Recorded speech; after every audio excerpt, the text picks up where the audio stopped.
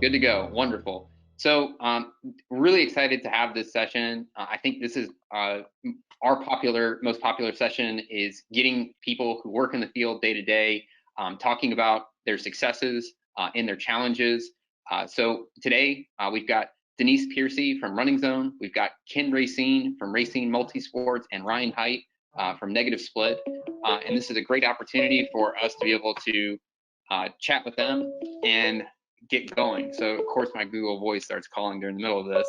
But Denise, why don't you go ahead and kick us off? Denise Piercy, me and my husband, Running Zone Foundation, Running Zone Race Management.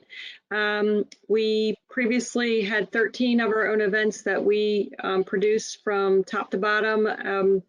In this pandemic, we purchased another racing management company close to us in Vero Beach. So we added 6 more, and then we added a 7th. So now we have 19 that we produce from top to bottom, so that we know we can host those.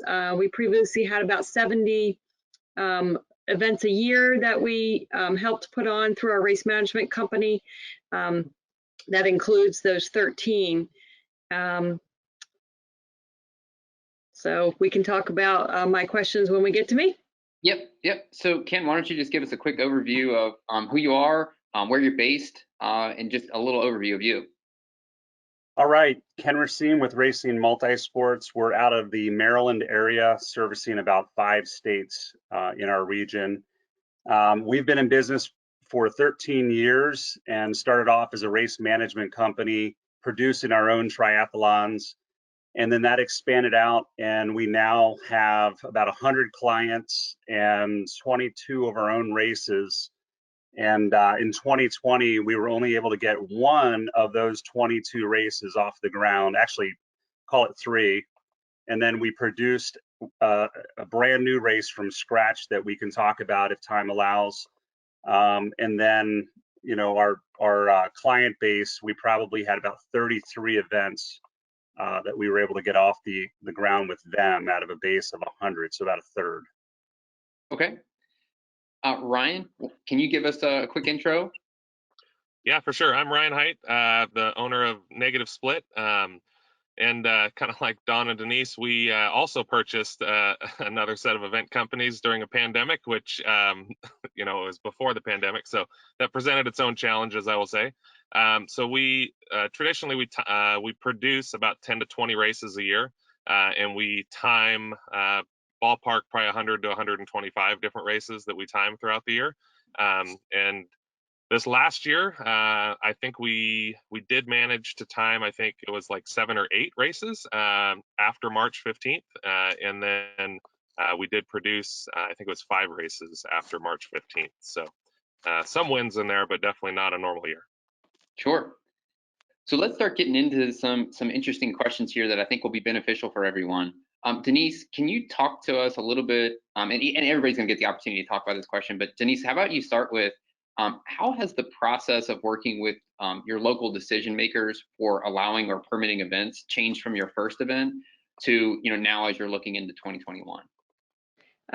Our first event post-March was 4th of July. We went to the city council meeting in Melbourne, Florida, and did get approval for that. Of course, all of our events being outside is very helpful in our push to try to host events. We came up with a very, very extensive COVID protocol. You know, RunSignup helped with that so much. Putting that together, and we presented that to the city council. Once we got that approval, we went forward with those COVID protocols for all our events, and it got to be pretty cookie cutter. We're still doing most of those protocols today. I mean, we've hosted 26 events since 4th of July, whether they were someone else's or ours. And then with those protocols in place with probably 6 different municipalities, and we've used the same protocols for all of them. And it's been pretty easy to get the permits now, I would say, with those protocols in place. We don't get too many issues with municipalities giving us a hard time anymore.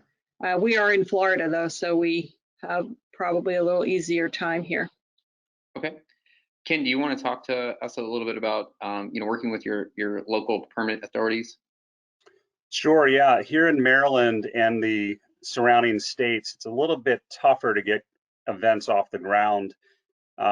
We envy those of you in Florida, but the truth is 250 was the max gathering for much of the year. And then local counties had the ability to change that and have brought it down to even as low as 25 gatherings. So in terms of permitting, what we saw was a much bigger effort.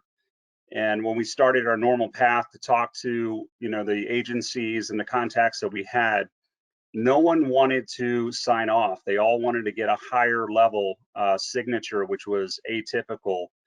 And so we had to be patient. And in some cases, we really had to put urgency on the signatures because it was just getting too close to go time and we weren't holding permits. But in the end, I think what I would share with everyone is the key thing was having a mitigation plan that was pretty well thought out, but also open to allowing those agencies to say, hey, you need to change something in there and we'd like to see additional actions taken. So being flexible with the mitigation plan proved to be important on our end. And then really giving deadlines. Normally we get permits started so early that if they need to take, a number of weeks, it's not a big deal. But in this environment, I think it's important to set a deadline when you need those permits back. So if they want to go through, we had one permit that tried to go up 4 levels to get signed off on when normally level 1 would have been all that we needed. And I finally jumped in and said, this is ridiculous. Someone needs to make a decision on your end. And finally they did the same day that I made a big stink about it. So my takeaway there is set the deadline so that you're not having to apply a lot of heat to an agency that if you upset too much, they might not want to approve you. So that's what we're looking at. So for 2021, any agency that we've already worked with, we kind of have their confidence that we know what we're doing and we have the mitigation plans and we're flexible to make changes if they see some nuance that needs to be added. Great. Ryan, can you give us some feedback from your first event to how things are looking for 2021? Yeah, for sure. So, I would say our first event was very similar experience.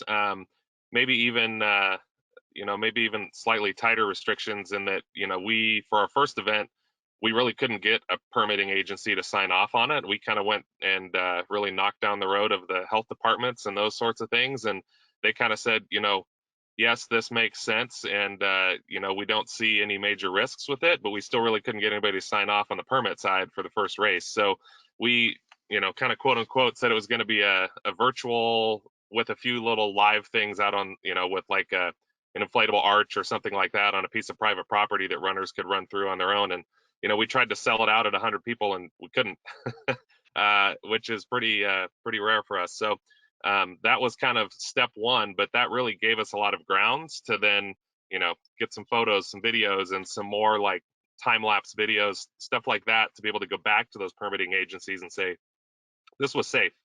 We did it safely. This is what it looked like. And then, really now we've had several live events that we got permits for at this point. And then moving into 2021, we've almost become a really tight relationship with that permitting department to where, a lot of times when they get other runs or things like that through the city that want to come and permit races, to some degree, they will run questions by us sometimes and say, does this make sense? What does this look like? And so it's given us room to really help the city in a lot of those ways to get running back in our area. Yeah, thank you guys. And one of my takeaways from listening to each one of your responses is that, Johanna, I think it might be helpful to share our general ideas on the COVID protocols that we made up kind of in the middle of last year, just as a takeaway for everyone that attends this, because it could be helpful in a basis of putting together a plan and then going back to their permitting authorities. Yeah, we'll include that in follow-up. Yeah, that's great. So continuing on here, so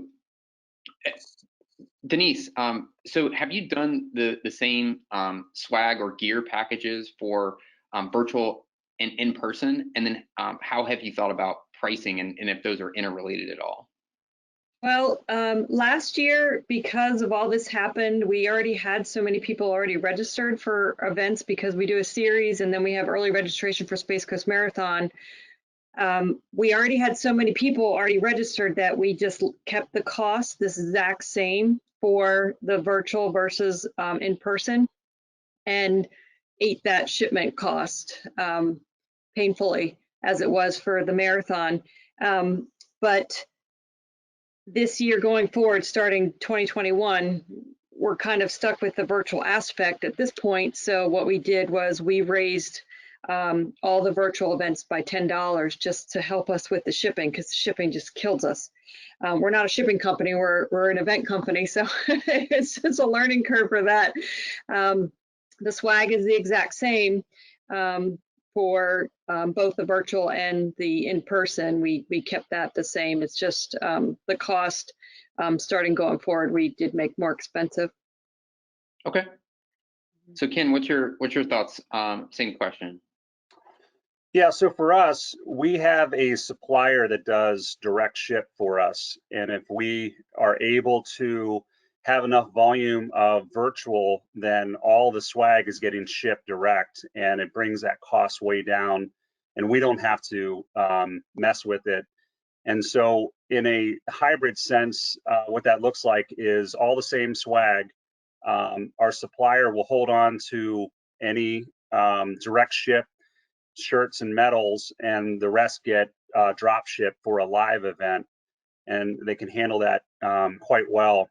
The price we feel for a virtual should be no more than, like, if you're doing a 5K and a half marathon, the price that we do for virtual is going to mirror the 5K for both events, because I think we all know that the reason you charge more for a half marathon is a larger consumption of resources and time and effort, and you don't have that with a 5K, so that price is less. So, to be transparent to our participants, they know we don't have a lot of behind the scenes with a virtual, so we just match the 5K pricing. But that also means that if we start off with an early bird and it grows, the price grows, so does the virtual. So a half marathon and a 5K through us as a virtual would be the same cost as a live 5K. Yeah, I think that's some really good points that I just want to break out there. One, Ken mentioned, potentially, going back to your suppliers about drop shipping. If you can get to a reasonable volume, the price can really make sense. And then the other point, and this one would be kind of hotly contested in front of a group, is pricing a virtual for the 5K and the half the same. But I think, Ken, you've articulated your thoughts behind it, and someone else can have different thoughts. And the only point that I think can be very valid is if you're doing a different swag package, if you're doing the half marathon, that may be more expensive, but I still think your transparency and philosophy behind it is pretty defendable. So Ryan, what are your thoughts on pricing and swag? Yeah, good question. We've really, through this whole process, we've really increased the number of packages that we offer. So, it used to be you get the half marathon or, you get the 5K, but it's now we've kind of offered a variety of different swag options within that. So it might be you get the half marathon or the premium half marathon or the premium plus half marathon, or keep on going, and offering different swag packages within that, because we really saw for us in 2020 with any virtual events that we did, swag had a big part of people signing up. Kind of the uniqueness of the challenge or virtual race had a big part of people signing up, and then whatever charity or nonprofit we were supporting. So those three things really for us became a triangle that we had to try to create some sort of package around in the virtual sphere. And then our live races, we kind of continue to do the same historical thing that we've done in terms of price tier increases. And what we did for our 2021 races is we opened registration at a certain price point. So, we opened virtual and live half marathon kind of at the same price point. But then as we traditionally stair step up our half marathon as we get close to virtual race. Oh no. A refund policy a little bit too. So if for some chance canceled due to the pandemic or anything like that in 2021, refund the difference between the live and the virtual. So basically, we would transfer everybody into virtual and then refund the difference between at which point they sign. So Ryan, I'm not sure if you can hear me. You're breaking up a little bit. And then increase with our standard date, kind of price tiers. So. Okay, so Ryan, you broke up a little bit. You may end up wanting to just cut the video to save some bandwidth.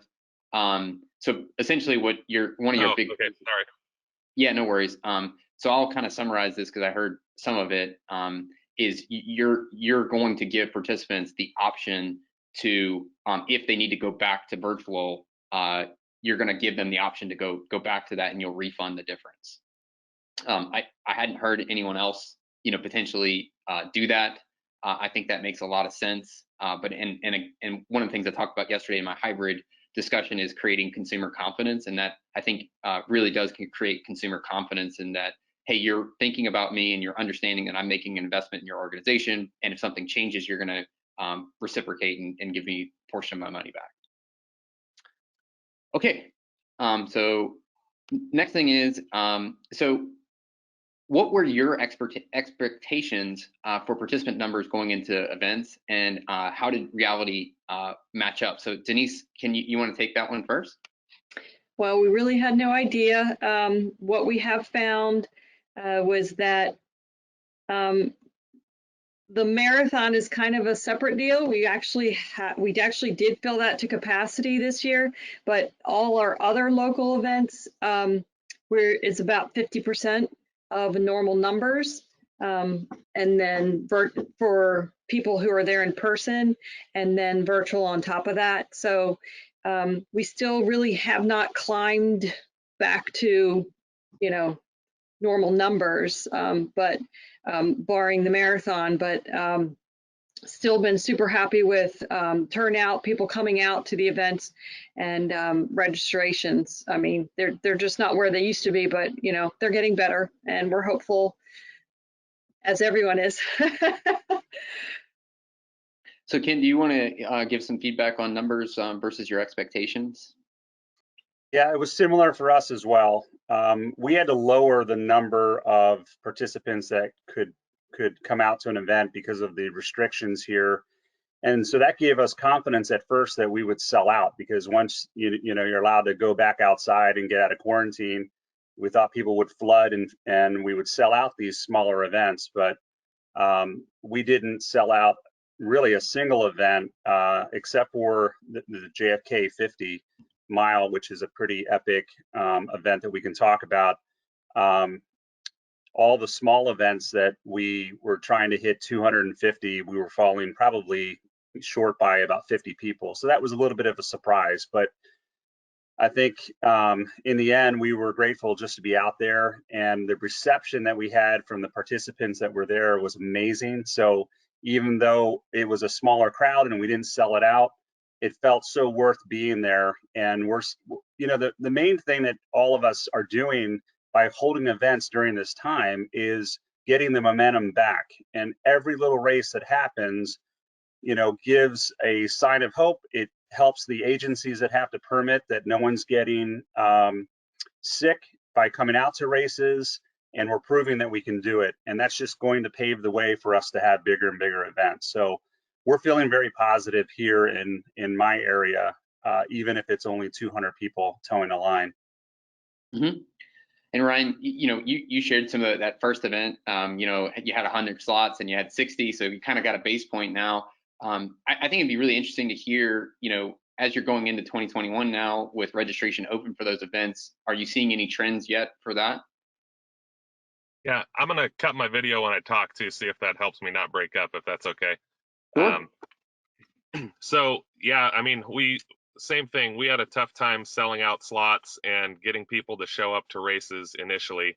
The silver lining for us is for our 2021 events, looking back at our last 30 days, we are actually up 150% versus our numbers from a year ago before the pandemic in our last 30-day numbers. So although our numbers overall are still lower, we see some really positive trends in our registration that we are boosting very quickly here over the month of January, and we're hoping that trend continues as we've built runner confidence back maybe. So No, that's great. I hadn't heard that from anyone else, so I'm glad to hear that. So the next topic is each one of you have held some hybrid events, and in my experience, it has been communication is a key point. So the first event, I'm sure you're over communicating and trying to figure out like, what do I need to communicate versus now, you know, how are you communicating and what have you changed from the first event to now so that people could get an idea like what is the effective communication to participants about in-person events? So Denise, you want to start with kind of communication in in-person events? We typically do, you know, an email blast out for each of, we call it last minute instructions that we send out to everyone. Plus we have a virtual event bag and we have repeat information in both of those that give all the instructions on how you're starting, know your start time, you know where you're going. So, you know, all the instructions, all the COVID protocols, everything's in there. That we just try to pound on them. Now, you know, the first event was, we did multiple blasts just to make sure everyone was, because it was a learning curve. You know, now I think we've gotten pretty good of training our community on their running events and how they occur throughout the morning or evening, and they've done very well at, they're just so happy to be there that they don't want to do anything wrong. You know, they want the events to continue. So they've been very good at following instructions, which as a race director knows it's always a struggle. Absolutely. Yeah, so Ken, you gave some positive feedback that people were very appreciative. So what communication did you do to make it so that everybody could, you know, have a good time, but also feel comfortable? Yeah, so we believe in a lot of communication and even putting together an athlete guide. It kind of comes from the multi-sport background where that's kind of an expectation, but even our running events, we would create a guide. So we believe in early communication where 4 weeks out, we are starting to communicate important details, and we give them a few things every week as we get close to race day. So by the time we send out the final communication with the final guide, they have been given 4 weeks of information along the way and a chance to ask questions. And for, you know, during this pandemic, we even had stronger language to say, you know, this is not a time to gloss over things. We want you to read the guide cover to cover. We even in the first event had them go back in and sign off that they in fact did that, so that we could have a measure of how many people we were reaching. And you know, it was surprising that it was not as hard as it had been in the past. And I think it's because everyone was, as we just heard, everyone is pretty hyper focused to make sure this is safe and that we're doing everything, you know, possible to keep them safe. And so their piece is to go through, comb through the details and be ready. We even had an individual show up who clearly hadn't done that, and we almost denied him his chance to race. He took it really well once he understood the importance of it. So there was very few people that arrived on scene that just didn't understand the protocol. Yeah, Ryan, so I mean, you've done quite a number of events similar to Denise. So kind of how has that communication evolved as you've gotten more experience? yeah, so you know, I would say initially we started out with over communicate, and I think people were really looking for that communication too, because it was very new for our participants and it was very new for us. So we were trying to communicate as much as possible.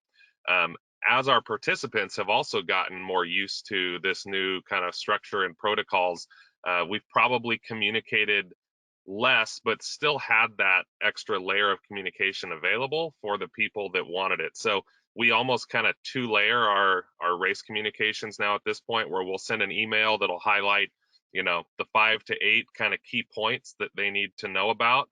And then within that, we link, you know, kind of like they're talking about a PDF document or something of that nature that's a full event guide. You know, for those people that are new to pandemic racing, they can, you know, learn more and understand what's happening. So Yeah, So one of the key takeaways that I have seen is that I have seen a number of events that are in person that actually post what Ken called an athlete guide or some sort of what your expectations are for athletes on their website. I actually think that that is marketing. It shows that you have a plan. It shows that you know what you're doing. And I think it will create a good bond with your participants who feel like you do care about the athletes a great deal. And you also want to be a good steward in the community of safe events and kind of a shining light of like, this is how we do it. And so if you're a race director that's sitting on here and you're looking at how can you do this, well, putting your COVID protocol right on your website, I think is actually a good tool. So this is probably the easiest question so far.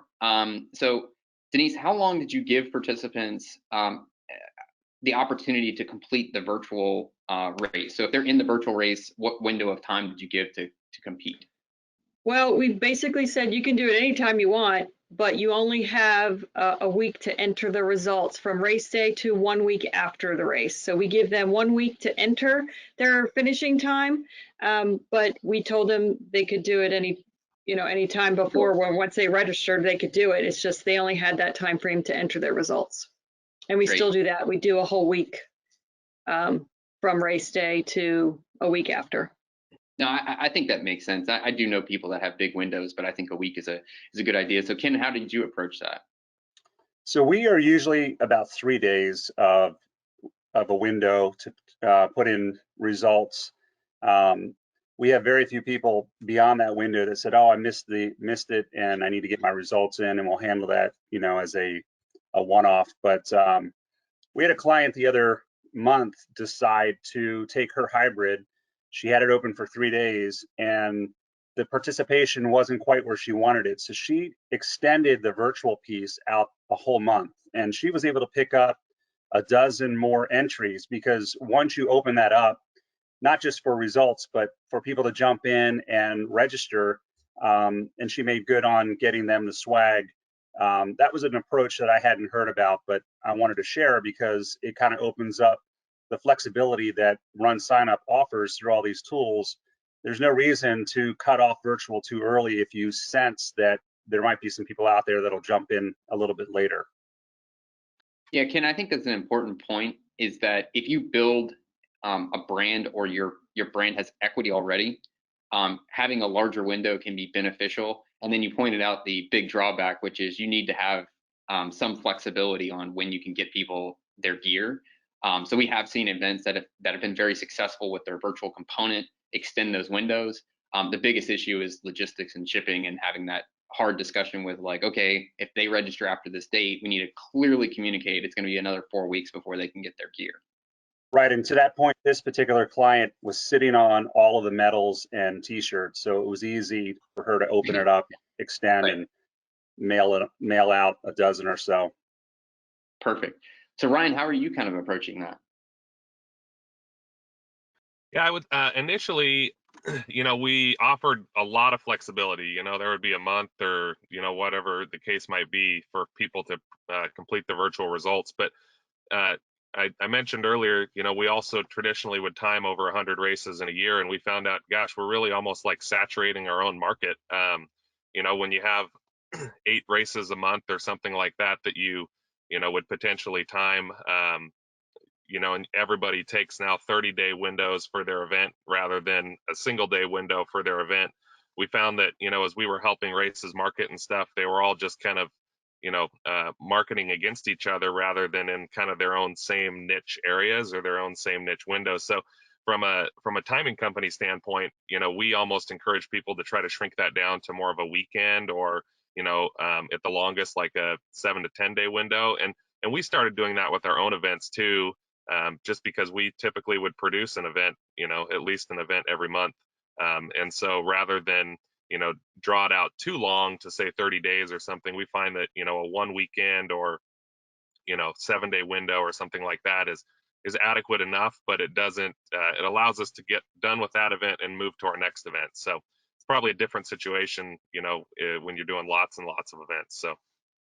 Yeah, we had our first event was the Firecracker 5K in person. that on 4th of July, we did allow a month for that because there wasn't another event at all until August, so over 5 weeks later. So we did extend that, but then once the events started happening again, that's when we took it down to a week. Yeah, and the one big advantage that Denise has, maybe other people on this call may have, is they do have a store. So if they could potentially offer the virtual participant the opportunity to come by and pick up their stuff, which is great, foot traffic, people going to the store. And maybe not everybody's going to have that flexibility to say, but sure, you can come by anytime in the next month and pick up your gear.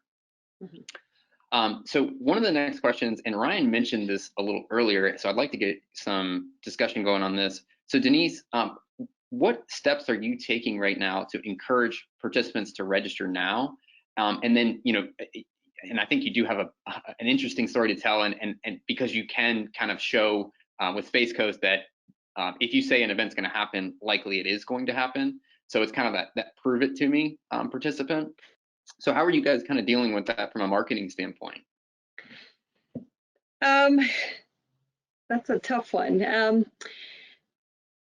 I mean, we were able to hold Space Coast last year. I mean, the registration for that, of course, is driven a lot because of this 4-year series we've done with that. This is the 4th year coming up. Registration opens February for that. So I think that'll be strong again. But yes, because we've hosted multiple events since July, I think, and being in Florida, which is very different from a lot of states, we pretty much have confidence that we are going to be able to host events here.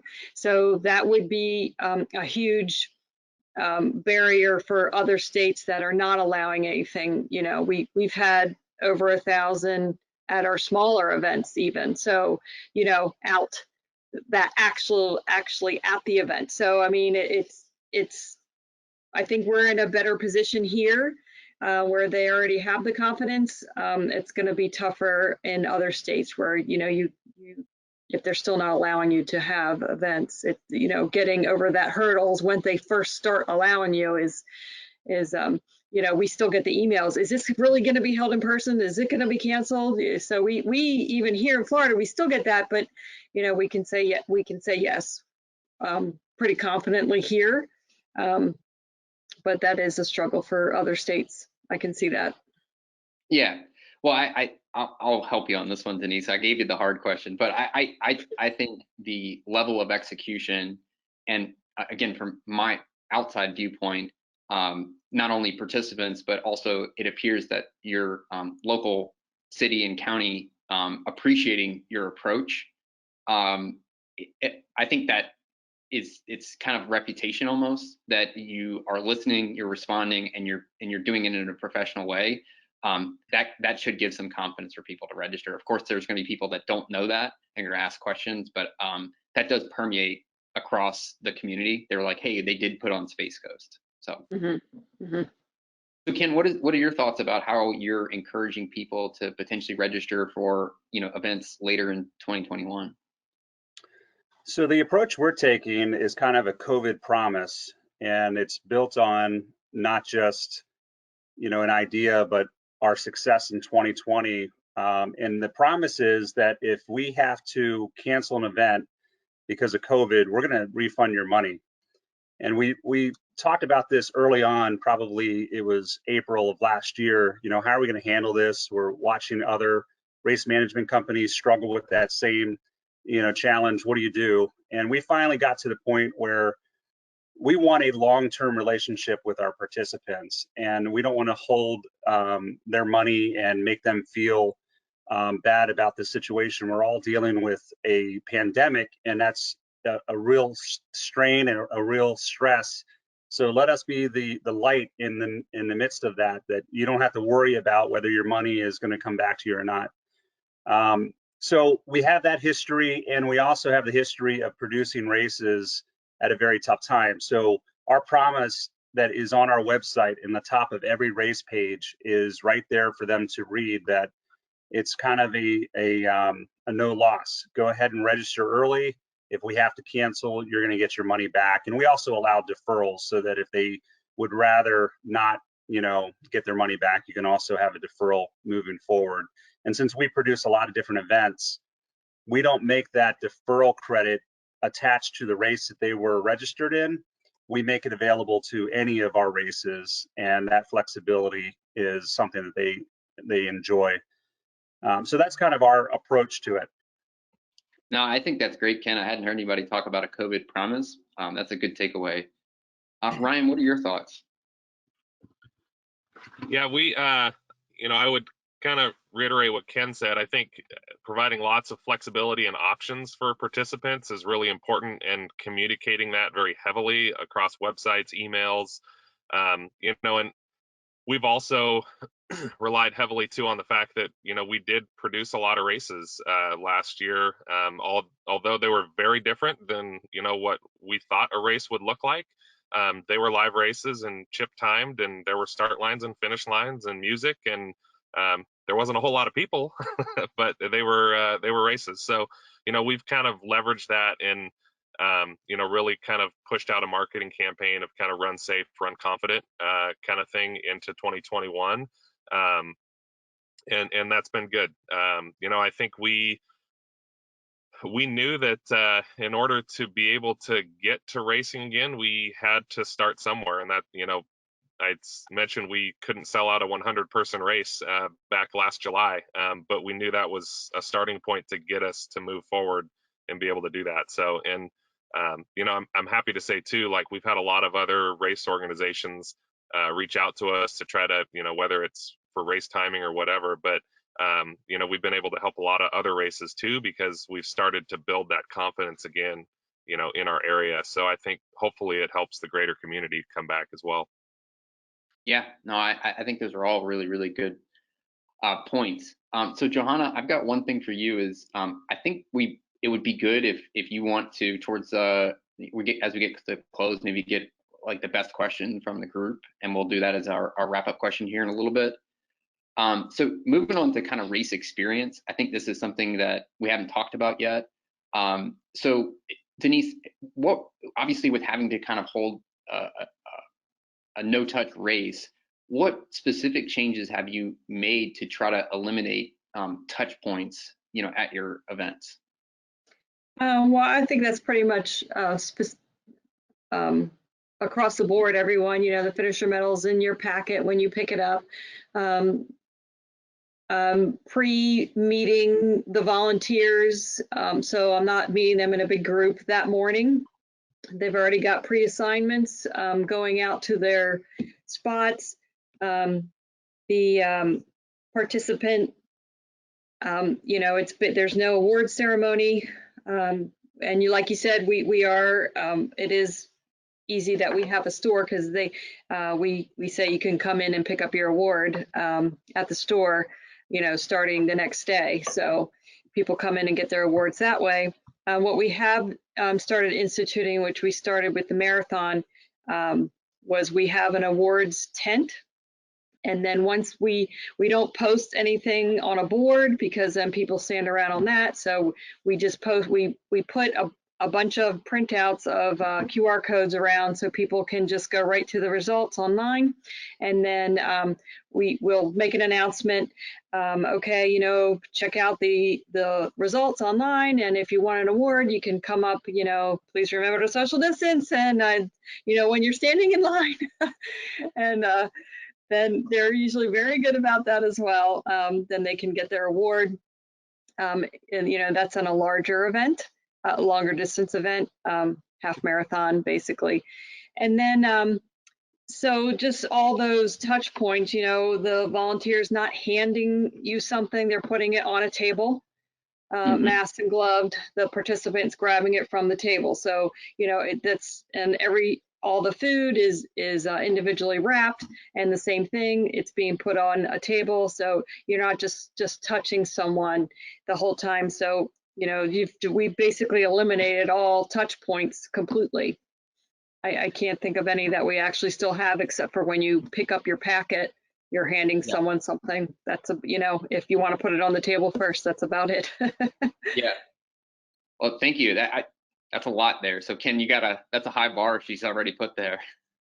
Well, the good news is there's some multi-sport tricks that we didn't hear from her on that I'll share.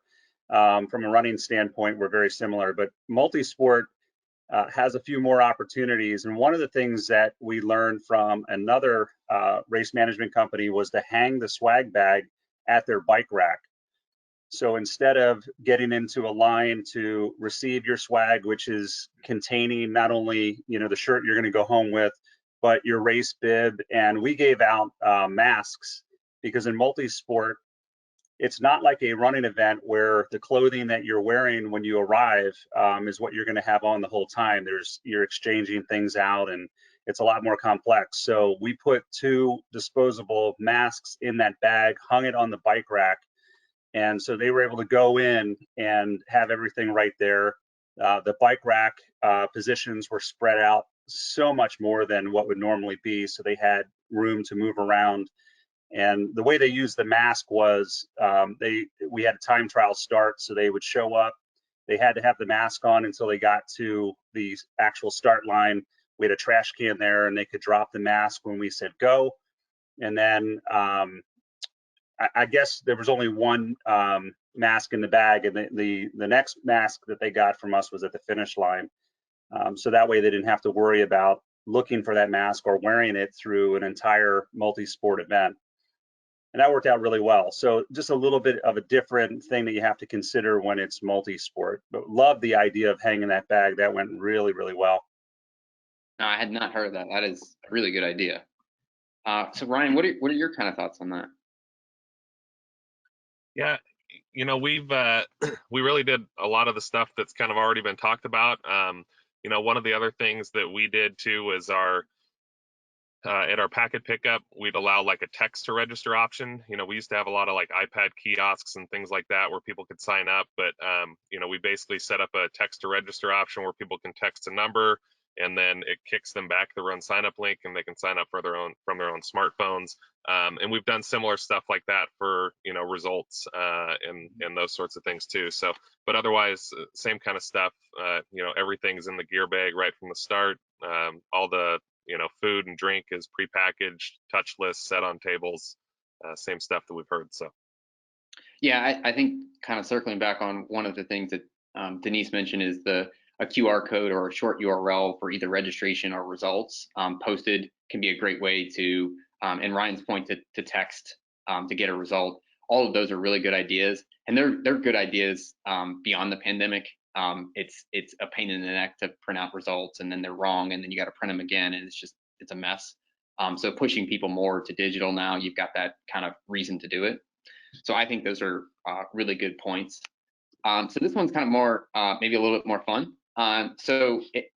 Denise, how do you keep an atmosphere with a start and finish line where you've got potentially no crowd or lots of socially distanced people, but keep it fun?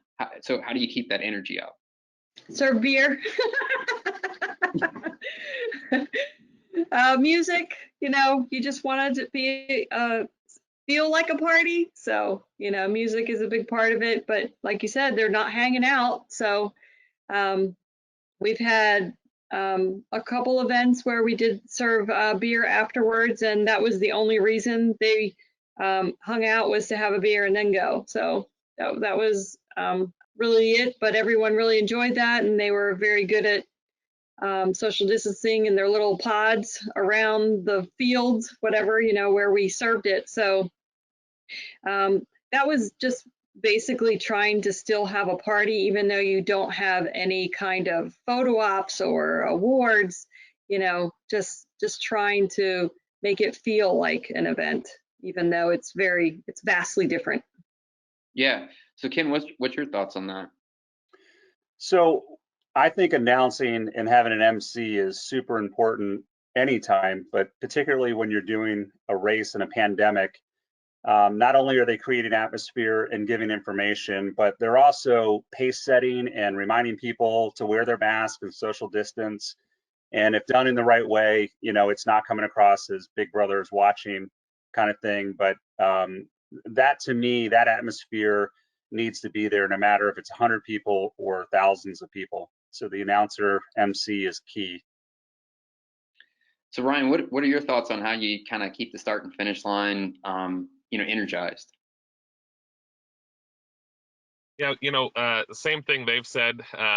We've started to kind of move in the process, and we're definitely planning for this for our 2021 of almost making our finish lines like parade of, you go through the finish chute, there's a quick photo booth, you take a photo, you keep moving down the line, you grab your water, you keep moving, there's a food truck with a takeout meal, and it's still all part of the shoot, so we can keep people separated and spaced out, but we're trying to kind of make that a thing, and adding the music and all those sorts of things to it. And then this last year, and we plan to do it again in 2021, we've relied heavily on Race Joy too for that spectator interaction, and making it so spectators can send cheers, and we try to put a lot of funny cheers in there too as the race organizer, so the athletes are hearing that. That's great.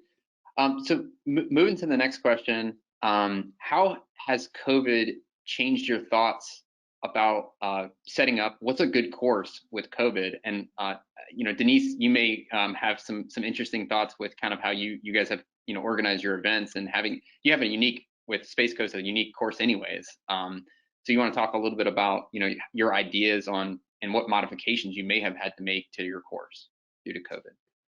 The most important thing, because of the rolling starts and the different start times, is the start and finish can't be in the same spot. So with our timing equipment, so that's always a consideration now for every event that we do, because we have the elongated start and we do base everything off of net time because of that for awards. Space Coast does have a different start and finish, so that was easy. We didn't have to modify that. Of course, the corral system on how we started that many people in one place was very dramatic and spread out over time, and so that that was the biggest concern, was how are we going to spread out this many people in this, and where are we putting them, and getting them to the start. After that, we only did have one true start. It was a little anticlimactic for people who couldn't hear it, that were so far away, but we did the best we could with the situation, and we were so happy to be able to host that event live. It'll be better. We are planning on having 2 separate starts this year, so we can still spread people out. We don't know where we'll be in November, but we're just going to go ahead and plan that ahead of time, just because people actually enjoyed it being more spread out at the start. That was a lot of feedback we got. And funny that once we started doing these rolling starts, so many people want us to keep them, which is really funny. They like it being so relaxed and easy to start, and you just show up and start running across the start line. It's funny things that come out of this paradigm shift we've gone through that people really enjoy. It's kind of funny. They also enjoy getting their medal in their packet before they run the event, which is funny as well. Yeah. So Ken, what are your thoughts? I'm intrigued now that you shared your spread out bikes and the hanging packet. I like these ideas. So what do you got for us? Yeah, so kind of in the same venue, when you're talking multi-sport, you have to think differently. And we knew early on that if we took a traditional approach to having a multi-sport event where you have lots of police and a big bike course, that we were at risk, because in the middle of a pandemic, those police officers may sign off that they're going to be there, but something may come up and then all of a sudden you're in trouble. So we came up with how can we have a multi-sport event and not have to have the normal amount of police and agency sign off. And if you're lucky enough like us, we have a property that we have a lake, and it's not ours, but we have access to a lake. And on the property itself, it lent itself enough room to do a 1 mile bike loop. And so we invented a super sprint that was absolutely COVID, approved. It was a swim, a 7 mile bike ride, and a short run. And by doing this, we were able to not have to even contact the local authorities. The only agency that we had to deal with was the property, the private property owner, and then we brought in EMS.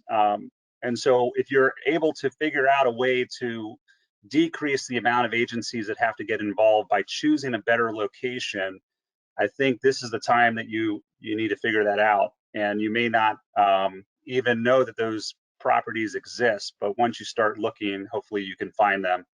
So that's what we're continuing to do is, hey, if a client comes to us and says, we're not approved, one of the questions we'll ask is, well, how about you move your event? Where can you go so that you don't have to get these approvals and find a park? And now you're only dealing with a park department instead of public roads and that sort of thing.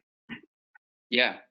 So Ryan, you know, how are you, you know, approaching, you know, the course design and course management now?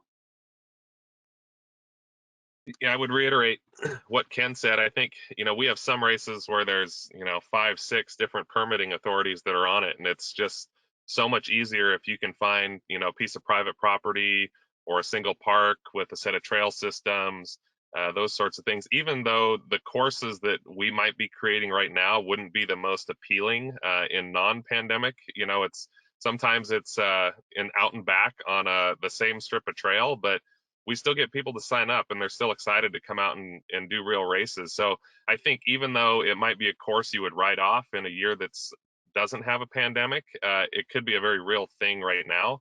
And for us, that's been a saving grace because there was, I think, 3 races last year that we conducted over like 2 to 3 days. Like it was a Friday, Saturday, Sunday, or Saturday, Sunday, Monday. And so to have courses that, you know, we didn't have traffic control on and that we could operate over a long period of time over a weekend, that really saved us last year. That's great. Johanna, do we have a question that it was a consensus from the group that they would like to hear feedback from our panel? I got a couple that I think I'm going to go with this one. It's a little bit of an open-ended one, but I think it's something people could learn from. What's the biggest mistakes that you made early on in trying to do this that you kind of learned from and adjusted? Denise, you want to go first? Oh yeah. Water bottles for the participants. Now they work very easily in smaller events. We did it for Space Coast, where we did Powerade and water bottles, and we know we had enough fluid for everyone. But what you don't take into account is they won't carry that. They'll take a sip out of that water bottle and they throw it down on the ground with 3/4 of the water in it. So you're going through so much more water bottles than you were prepared to do. I mean, we were chasing our tail all morning at the marathon, you know, refilling all the water stations with water bottles, but just because it was such a struggle getting enough of that to take into account where they just, you know, take a sip and throw it out. Whereas, you know, because you only have so many water bottles at each station, and it was a struggle for that. We just had a half marathon on Sunday that for the first time we went back to cups, actually serving cups with water and Gatorade, and participants were thrilled about it, which was exciting because you never know how it's going to be taken. So much easier to accommodate amounts of fluid that is going to be poured out for those kinds of water stations. Still doing the water bottle at the finish line because when you have, you know, the coolers around where people are going to be around in groups, you know, getting water out of a table full of coolers at the finish line where they can take their water bottle and walk away.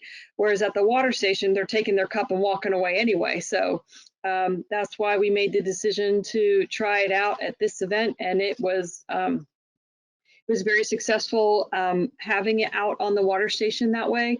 It was a huge struggle with the marathon with the water bottles. The other thing we discussed back and forth with Track Shack in Orlando, whether or not to open the bottles. So whether or not you're putting an open bottle on the table or you're letting the participant opened the bottle. We went back and forth many times. We did leave it closed for the participant to grab and open, and many people struggled and complained about that. So it's just kind of a funny thing where, so I think Track Shack at OUC decided to pre-open the bottles after that event. Just the participants were like that a lot better. So those are the kind of funny things that you just don't think about. You're trying to accommodate everything and think about all scenarios going into this situation, and that was definitely the most important thing that came out of that. Was it was just a struggle with the water bottles. I look forward to not having water bottles on the courses anymore. In addition to the recycle issues that you're working with, trying to recycle all those bottles, and it's definitely a struggle with the single serve plastic water bottles. Yeah. So Ken, what would you do differently after doing an event? What mistakes do you feel like you made? My answer is going to be a little bit different. The biggest mistake we made was not getting our arms around virtual early enough. And so when things shut down completely, it's March, and I'm watching other race management companies run these virtual events that I just couldn't get my head around. We struggled to, adopt that. And when we finally did, it was because we realized, for me, I thought it was kind of a money grab at the wrong time and taking advantage of a situation. And another race director said, look at it differently. There are suppliers who are really going to be crushed, and you're not giving them shirt and metal orders. But if you're doing virtual, you kind of keep that pipeline going. And I that opened my mind to, stop worrying about how that was going to be perceived. But I think it's an important, mistake that we made, that now we're able to go to clients. We have 100+ clients, and some of them are afraid. They're in the same boat. They're like, this virtual thing doesn't make sense to me. So we went through that, and we had 4 amazing virtual events in 2020 that we launched. And with, attaching virtual now to all live events as a hybrid, it's just what we do. And I'm so glad I finally got on board. But that was a mistake back in March and April. That's an important reflection, and certainly I've heard that from other people. But yeah, you're getting to the point of like, we're part of a greater economy. Each one of us does something that kind of contributes to that, and so we need to do it in the right way, and do things hopefully that are beneficial to the overall economy. But each one of us is just a little cog in the machine. So Ryan, what would you kind of do differently? Yeah. Ryan, the biggest challenges I think that we had early on was how to manage a course over the course of multiple days or prolonged periods of time. We did this, in some busy city areas or busy parks, in the middle of summer or fall last year, and we had a lot of equipment stolen and things like that. We were running more on a bare bones crew with a little less volunteers and stuff than we would normally have, and it wasn't any major equipment, but we lost a lot of traffic cones and we lost a lot of other things just due to what I'll call kind of riffraff and people trying to mess around with you. So that was probably one of the lessons we learned early in our first couple races, and we adapted and modified from there. But I will say, just as kind of a quick parting word on my behalf, but there's a lot of kind of scary potential cost increases with doing this, but I think there's a lot of potential cost or budget savings too. You're not going to have as many porta potties because you have rolling starts. There's going to be less permits because hopefully you're finding courses that are less permits, less traffic control, those sorts of things. So even though sometimes the budget of pandemic racing can be scary, I think it can still be come out profitable for your organizations or nonprofits as well. So that's great. So Johanna, we have hit our time. So do you have any information that you're going to send us for follow-up or next steps for the next session?